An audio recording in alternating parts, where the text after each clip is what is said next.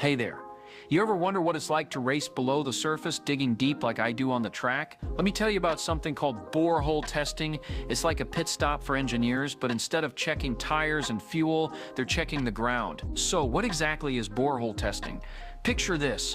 Specialists drill a narrow vertical hole straight down into the earth, kind of like digging your own tiny racing tunnel underground. This hole is called a borehole, and it lets engineers peek at what's happening below the surface without having to blast through the ground like a wrecking ball. Now, why do that?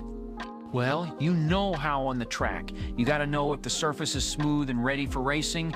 It's the same idea with buildings, roads, or bridges. Borehole testing helps figure out what's under the surface, the type of soil, rock, and water they'll be dealing with.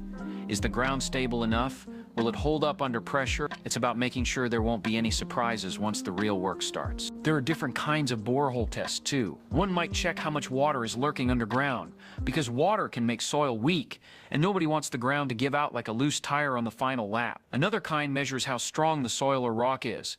That way, engineers know if they need to reinforce a building's foundation or pick a different spot altogether. Here's the cool part. You can think of borehole testing like tuning up your engine.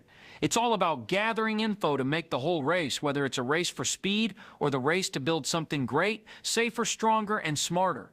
Because just like I race for heart and legacy, engineers race against time and nature to make sure their projects run smooth from start to finish. So yeah, borehole testing might not be fast or flashy, but it's definitely one of those behind-the-scenes champions.